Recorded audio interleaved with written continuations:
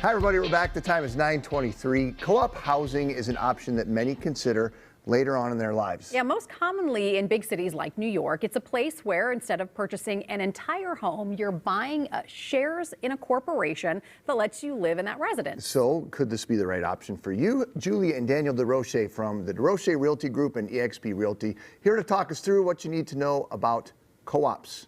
So I think we do think of co-ops as being such a New York thing. Absolutely. Correct, yeah. In fact, I was surprised that they're even happening here, but it is something that's And it's happening. really always hard when I'm working with buyers to get, like, for them to wrap their head around it in Minnesota because it is such a foreign thing. But a lot of the co-ops here in Minnesota we see are condos usually. So you can have any type of co-op. You could have a single family co-op. In other parts of the country, you have like manufactured home co-ops. But in Minnesota, it's a lot of condos, and they're mostly, I would say, not all, but mostly are 55 and up. So that's just something that when you kind of get maybe into that age group, that could be an option for you over a condo. And it's just that you are buying into the corporation as a whole, and you're making a payment into the corporation, and then you're paying your dues, and you're paying the mortgage off through the corporation. So the corporation takes out this big mortgage instead of you taking out a mortgage, and then you're paying towards that mortgage as you live in the co-op. So one of the advantages then versus buying independent dwelling, right? Yep. What are some of the other advantages? Why do people like co-ops? Well, for starters, you still get that pride in ownership, okay? But you don't have to deal with any of the stuff. Like for people that are, we were talking about being a snowbird earlier. Yeah. Like you think about somebody that's going to Florida or California or wherever for the winter, you can lock that door of your home, your unit, and leave and know that when you come back, it's gonna be in the same condition or better.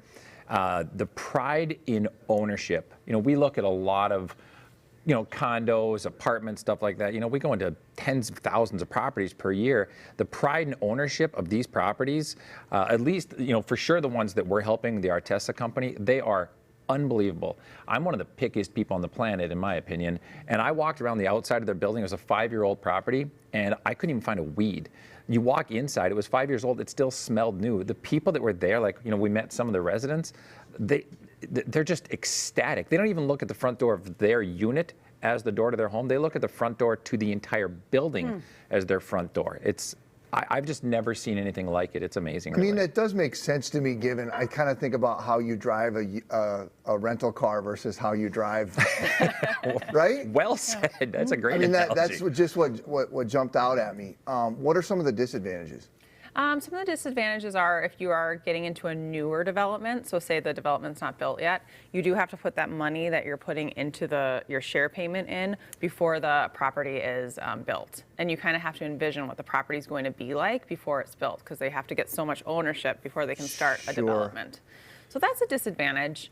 And then some people have can't get over the fact that they don't have a regular traditional mortgage in a condo and stuff like that. It's just a different way of looking at it. But for some people that can be a negative if you're kind of, if that's what you've been used to and you can't get past the fact that you own part of the corporation, not your exact unit. So is the financing, does that work the same for someone looking to get into a co-op? It's very, very similar. So imagine buying, for example, $1 million condo. You're going to put down $200,000, $250,000, $300,000. You're still going to do the same thing here, but the balance that's left over is part of this master umbrella, and you're paying towards that. So you're paying interest on a mortgage that's on the whole building, and then you're paying your association fees and stuff. So it's very, very, very similar, and the same amount of tax deductibility too. So you're still able to write off your interest payment and your taxes. So it's very similar in that sense, very similar. You mentioned, was it Artessa? Yeah. That's one of the properties that you guys are aware of? Yeah, it's, sorry, I get so excited about it. It's probably her turn to talk, but literally, guys, these guys are building like 40, 50, 60 unit buildings instead of these big 200, 300, 400 unit buildings.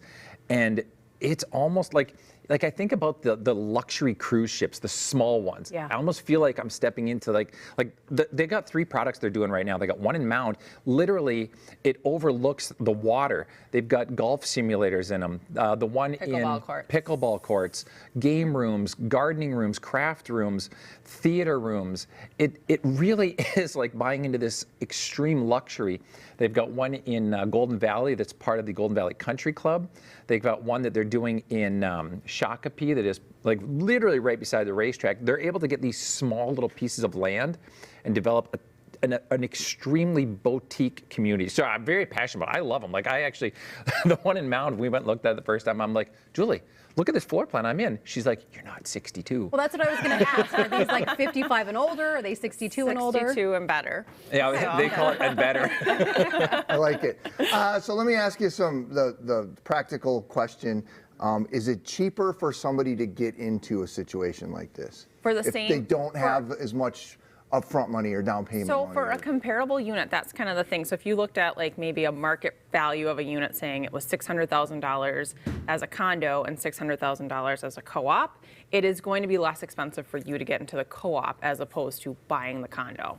And then I would assume then conversely, when you sell your unit, you're not making as much money as you would? Yeah, Well, you actually get interest on it. So it's a whole different concept. So it really is. Artessa, who we work with, they have appreciation is already calculated in. So every year you're guaranteed a certain amount of appreciation. So for the people that are worried about what does the market do, what's it not going to do, this is just, it's maybe lower appreciation than you would get if you had a big boom, but you're guaranteed that appreciation every year. And the turnover is like non-existent. Yeah, These sure. buildings are sold, they have to sell out almost like a large percentage, depending on the building, before they can even start construction. And usually by the time, the building is done, there's no units left and people have missed out. Yeah. Interesting. All right, well, I didn't know co-ops hey, listen, existed in Minnesota. 55 so plus I love isn't that. so far off I for some of us sitting up here. So. I know you said 62, but Or better. yeah, Or better. right. Your best life, for sure. Thank Thanks, you guys. guys, Julie and Daniel. If you would like to connect with them or a member of their team at DeRoche's Realty Group, you can head to minnesotalife.com.